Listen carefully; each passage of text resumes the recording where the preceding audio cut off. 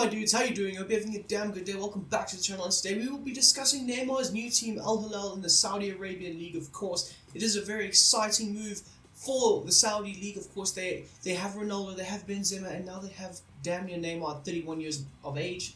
Yeah, a bit of a disappointing move if you ask me, in terms of like his European pedigree and not really being able to do much after Barcelona, to be honest. So, you know what, it's a move for Neymar. You can be happy for him on a personal note, but in terms of football, I'm very disappointed with the move, to be honest. But anyway, we're not here to talk about Neymar all the time. We're here to talk about Al Hilal and Jorge Jesus' set of tactics and what he tries to implement throughout the game. Now, obviously, I have not watched a lot of Al Hilal, but the bits and pieces that I have watched, that's what I've more or less taken from it and made these set of tactics. Now, of course, in the last game, we did see the 4-2-3-1 formation. Of course, Malcolm played more central, and Michael played as the right wing, I think. Or Mikel, sorry, if you want to pronounce it. I don't know if he's French. If he's not French, it's Michael. If he is French, it's Mikel. But anyway, point being, they did go with this shape and this structure and these set of instructions. So just having a look at the team, of course, we've got Marega up front, we've got Neymar in the 10 role. Of course, Malcolm did play here, but this is more or less where I envision Neymar playing, maybe there or on the left-hand side.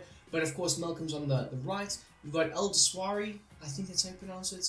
We've got Milinkovic Savic, we've got Neves, we've got Abdul Hamid, we've got Yan Hyun Soo, Koulibaly, El Barek, I think. God, I'm bad. And then of course we've got El Mayouf. Then on the bench we've got Mikel, we've got El Shahiri, we've got Kanu, we've got Atif, we've got El Wasi. Oh, God, I'm so bad at names, guys. El Yami, and then El Bulahi. I think, I don't know.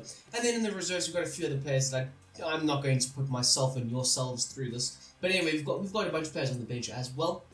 Mainly, we are here to talk about Neymar and his role in this team going forward.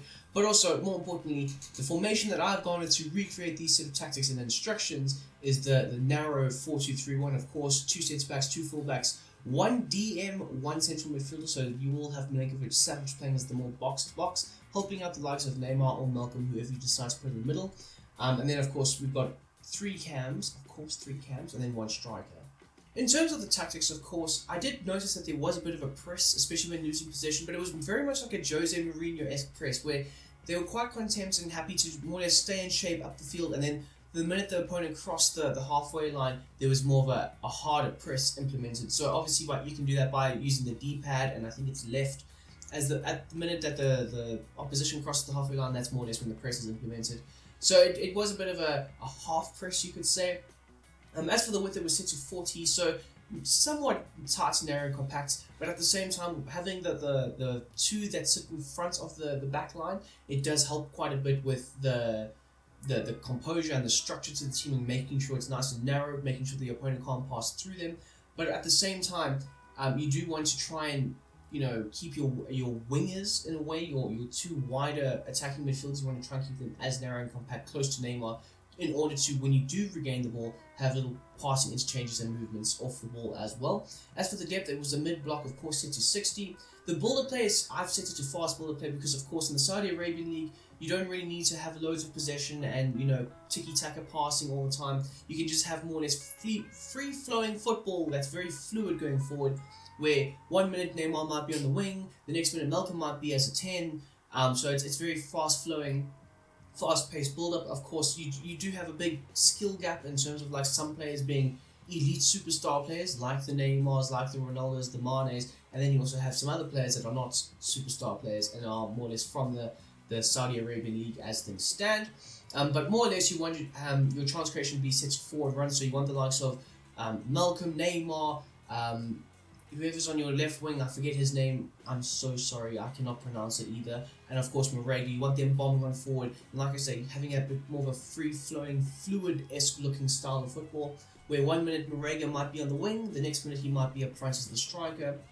But more importantly, when you are recreating these counter-attacking scenarios, the forwards will flood forward, and your fullbacks, as well as your deep-lying 2 midfielders in terms of Milinkovic Savic and Ruben Neves, they'll be more imposed to try and spring some long balls in behind or over the top, or however you want to put it. So you want to try and feed the forwards as much as possible. So as for the width, it's set to 60, nice happy medium. Of course, I did see quite a few crosses being crossed into the box, of course, from the right hand side, and I'm pretty sure you could more or less assume from the left-hand side, depending on the shape and structure of the team, of course, it's a very narrow shape and structure, so you do want your fullbacks to be creating the width in the team, creating space in the midfield, of course, as well. And then as for players in the box, it is set to 7, a nice happy medium. You can have the likes of Neymar fully operational with players around him, and him being able to pull the strings, of course. But of course, you do want to have crosses fired into the box. I did notice that there were a lot of cutback passes. I think Malcolm scored his hat-trick, and in that series of clips and so on, I did see so many players running into the box and then cutting it along the baseline across the face of goal as well. Unfortunately, there wasn't that many clinical finishes, but more or less it could have been a lot more than just the 3-0 that they did win by. I think it was 3-1, I think. And then as for corners and free kicks, as per always, it is set to 4. So starting off with the instructions of the goalkeeper, I've set him to come for crosses, of course. Not really known to be a sweeper keeper in that league, especially in that, of course, you are playing a bit of a mid-block, so your defense won't always be that far away in order for you to actually need a sweeper keeper, which is my thinking behind this as well. And also in terms of watching Al Hilal, the keeper would save the ball and then just literally roll it out to the defense or the midfielders. So there wasn't really any need for a sweeper keeper, ball to feet, passing it around the back and so on. So it's not the modern aged football that you see in the Premier League and like the more elite European leagues, I should say. But as for Koulibaly and his centre-back partner, I'm not going to try and butcher his name again, they are both set to their base defensive instructions. As for Abdul Hamid, he is set to join the attack and overlap, of course, as well as his counter pass on the left-hand side, El Barik. He is set to join the attack and overlap. I swear to God, like, you guys probably just watch this to watch me try and butcher these players' names, but it's not on purpose. I just do not know how to say their names, honestly. So as for Milinkovic-Savic, he is more or less set to a very all-round type role, very similar to what he had at Lazio, but in this situation, he can look to try and impose himself going forward. If the game needs it, if the game needs an extra body up front, he will look to get forward. But also, if you are under the cosh, he will look to try and sit back and sit next to Neves in the midfield, shielding the backline, adding another defensive layer, of course. So basically, he has got very much the base set of instructions, because you want him to have a bit more fluid to his game, a bit more freedom to choose whether he needs to get forward or not. And I always like having a few players like this in the team. I don't always enjoy just changing everybody's instructions all the time. I think, having a natural game come to you is a lot better than just having the guy running in behind the entire time. So I always, for me personally, with my personal instructions and tactics, I normally try and mix one or two of those players up in there. But yes, as you can see here, he's got his base set of instructions. As for Ruben Neves, slightly different, but he's set to cut passing and stay back while attacking. Normal interceptions will be on cover the centre, and of course he's going to be the deep lying playmaker, so he will be one of those guys that are spraying those balls out wide to the running on forwards. Of course, you want him to try and supply that forward line. Of course, Neymar is slightly in front of him, so he will also look to try and link the defense to the offense. But more importantly, Ruben Neves, even at Wolves, he never really got forward that much. A lot of his goals, in fact, I think all of his goals were scored from outside of the box. He does have a great shot on him. And of course, he's going to try and shield your centre-backs when your full-backs do bomb on forward. And that's why he's set to stay back while attacking. As for Neymar, however, of course, the main reason why most of you guys are here for it, he is set to stay forward, balanced on crossing runs, free roam, and then, of course, conservative interceptions. Now, of course, I haven't seen Neymar play for Al Hilal. It's not happened yet, but more or less these are the instructions I think he will have to try and replicate and recreate. Of course, you are trying to do that, trying to replicate and recreate a realistic Neymar in Al Hilal colours, of course, but mainly you want him to stay forward because of his attacking outlet. So he won't be dropping deep to try and link up play. That's why you're going to have the likes of Milinkovic-Savic and Neves doing a lot of the hard running yards, the hard work, and so on.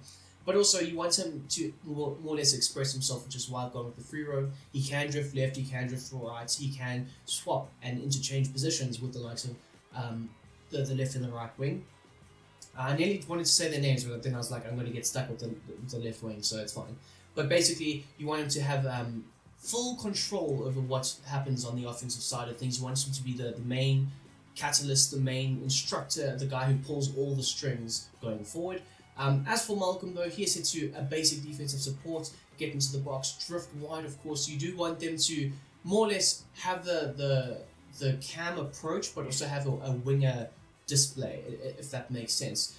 And then of course you want him to have aggressive interceptions on, of course for the pressing, once they get over the halfway line. And then as for El Deswari, I think that's how you pronounce it. Also, he is set to have a basic defensive support, get to the box, drift wide, and then of course aggressive interceptions. So because Neymar won't be looking to press as much, you need the players around him to work very hard in order to more or less substitute him not giving his all on the defensive end of things. And then as for the striker Marega, they did go with another striker, but I've gone with Marega because I quite like him. But he is set to drift wide, get in behind, of course, and then of course come back on defense. Like I say, he's going to try and, help the fact that Neymar's not doing a lot of the defensive work. And then, of course, drifting wide, allowing him to pull runners out of position, allowing space for Neymar to occur, but also getting behind to more or less stretch the defense as well. So this is my set of instructions for the Al Hilal team, of course, trying to replicate and recreate Jorge Jesus' set of tactics and instructions. I hope you have enjoyed this video. If you have, hit the thumbs up, that would be great. If you haven't, thumbs down, don't mind. But more importantly, if you are watching my videos, hit the subscribe button and maybe click on one of those videos over there. That would be absolutely fantastic. And of course, as for always, my dudes, I hope you have a damn great day. I am out of here.